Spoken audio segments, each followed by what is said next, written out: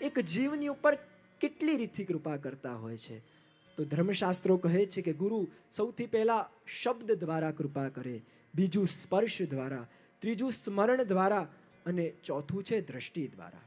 સૌથી પહેલા શબ્દ દ્વારા એટલે ઘણીવાર આપણે કોઈ વલ્લભકુલના વચનામૃતોમાં બેસ્યા હોઈએ અને આપણા મનમાં કોઈ મૂંઝવણ ચાલતી હોય અને વલ્લભકુલના વચનામૃતમાં બેસવાથી જ તમારા મનમાં એ મૂંઝવણો દૂર થવા લાગે તો માનવું આજે ગુરુએ શબ્દ દ્વારા કૃપા કરી.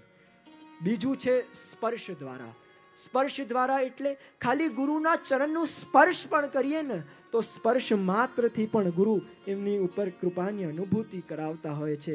જેમ એક પારસમણી એક લોઢાને અડતા જ જેમ સોનું બની જાય છે, એમ એક વ્યક્તિ ખાલી એ ગુરુનું સ્પર્શ જ કરે ચરણોનું તો સ્પર્શ માત્રથી પણ ગુરુ એની ઉપર કૃપાની અનુભૂતિ કરાવતા હોય છે.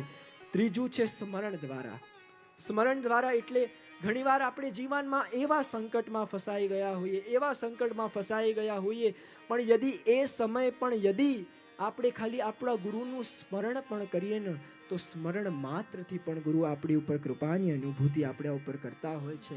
અને ચોથું છે દ્રષ્ટિ દ્વારા. કેમ કે ગુરુ કેવા છે કે ખાલી દ્રષ્ટિ પડે ને તો દ્રષ્ટિ માત્રથી પણ ગુરુ એ જીવની ઉપર કૃપા કરતા હોય છે. કેમ કે ઘણા લોકો અમારી પાસે આવે ને અને કહે કે અમે તો એટલી દૂરથી આવ્યા પણ અમને તો કંઈ કીધું પણ નહીં પણ દ્રષ્ટિ તો કરીને.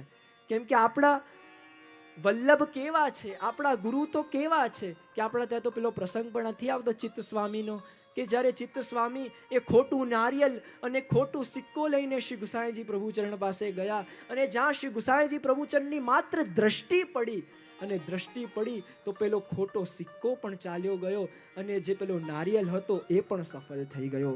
તો આપણા ગુરુની દ્રષ્ટિ પણ એવી છે કે ખાલી દ્રષ્ટિ પણ પડે તો દ્રષ્ટિ માત્રથી પણ ગુરુ કૃપા કરતા હોય છે. તો આ ચાર પ્રકાર એવા છે કે આ ચાર રીતથી એ ગુરુ એ જીવની ઉપર કૃપાની અનુભૂતિ એ જીવને કરાવતા હોય છે. એટલે આગળ શ્રી હરિરાય મહાપ્રભુજી એટલે કહે છે કે પલ પલ મેં રટતે રહો શ્રી વલ્લભ નામ ઉચ્ચાર. એટલે અહીંયા શ્રી હરિરાય મહાપ્રભુજી કહે છે કે આપણે કેવી પણ પરિસ્થિતિમાં જીવનમાં કેમ ન હોઈએ, સુખમાં હોઈએ, દુઃખમાં હોઈએ, આનંદમાં હોઈએ, કેવી પણ પરિસ્થિતિમાં જીવનમાં આપણે કેમ ન હોઈએ પણ જીવે આ વલ્લભના નામને ક્યારે પણ છોડવું નહીં. એ વાત અહીંયા શ્રી હરિરાય મહાપ્રભુજી આપણને આ 5મી સાખીની અંદર હવે આપણને સમજાવે છે. હવે આપણે એક 6ઠ્ઠી સાખીનું દર્શન કરીશું.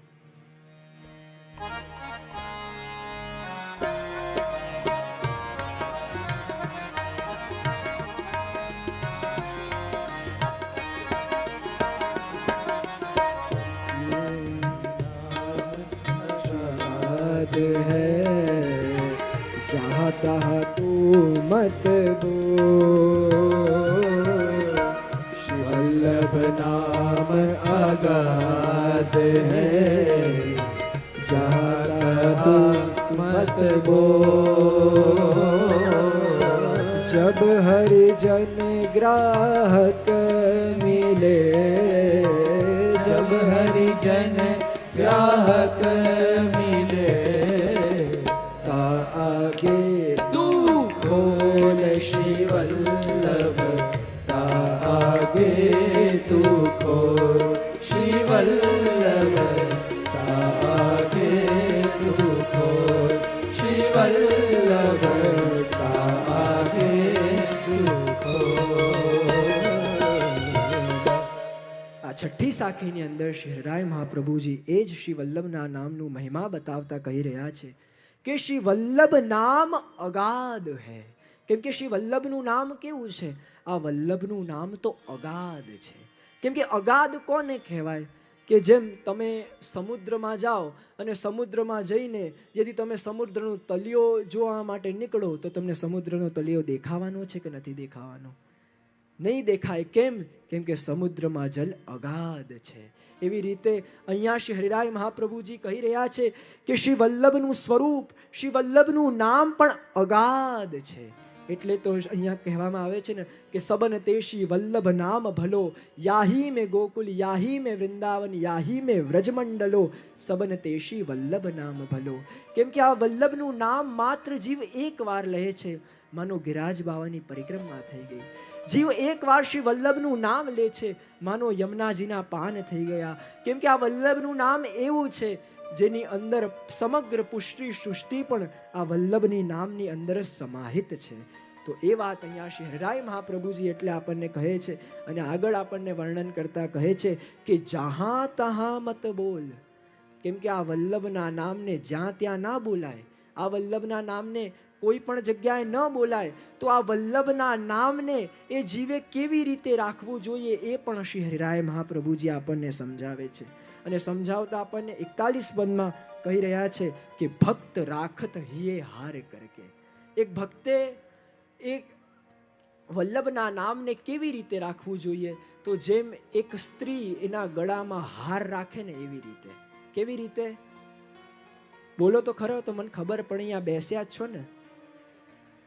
જેમ એક સ્ત્રી એના ગળામાં હાર પહેરે એવી રીતે એ વલ્લભનું નામ આપણે રાખવું જોઈએ.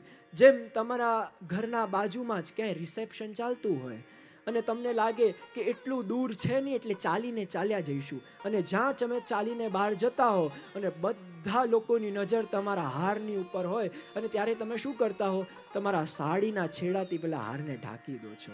અને પછી જ્યાં તમે રિસેપ્શનમાં આવો છો એના પછી તમે તમારા હારને એવી રીતે પ્રગટ કરો છો, એવી રીતે પ્રગટ કરો છો કે ના દર્શનથી કોઈ પણ વંચિત ન રહી જાય. તો અહીંયા શ્રી હરિરાય મહાપ્રભુજી આપણને શું કહી રહ્યા છે કે શ્રી વલ્લભના નામે પણ જીવે કેવી રીતે રાખવું જોઈએ? કે જ્યારે કોઈ અધિકારી ન હોય, જ્યારે એ વલ્લભના નામને ઓળખતો ન હોય ને, ત્યારે એ વલ્લભના નામને સંતાડી પણ દેવું. પણ જ્યારે એવું લાગે કે આ વલ્લભના નામને જાણે પણ છે, જ્યારે એ વલ્લભના સ્વરૂપને જાણે પણ છે, ત્યારે એ વલ્લભના નામને પ્રગટ કરવામાં દેરી પણ કરવી નહીં. એ વાત અહીંયા શ્રી હરિરાય મહાપ્રભુજી આપણને આગળ સમજાવી રહ્યા છે. અને આગળ વર્ણન કરતા કહી રહ્યા છે કે જબ હરિજન ગ્રાહક મિલે તા આગે તું ખોલ. તો અહીંયા હરિજન કોને કહેવાય? હરિજન એટલે જે પ્રેમના પારખી હોય, જે રસના અનુભવી હોય, એને તો સાચા હરિજન કહેવામાં આવે છે. પણ આપણને લાગે અહીંયા હરિજન ભક્ત કહેવું જોઈએ, પણ અહીંયા તો હરિજન ગ્રાહક કીધા છે. તો ગ્રાહક કોને કહેવાય? તો ગ્રાહક કોને કહેવાય? કે જેની અંદર છે ને ગ્રહણ કરવાની શક્તિ હોય ને એને કહેવાય ગ્રાહક. જેમ એક સ્પંચ હોય અને સ્પંચને તમે પાણીમાં બોળો તે પૂરા જલને એની અંદર ગ્રહણ કરી લે છે. તેવી રીતે જેની અંદર આ કથાને ગ્રહણ કરવાની, જેની અંદર આ કથાને જાણવાની, માણવાની અને જેની અંદર આ કથાને ઉતારવાની શક્તિ હોય એને જ અહીંયા ગ્રાહક કહેવામાં આવ્યું છે.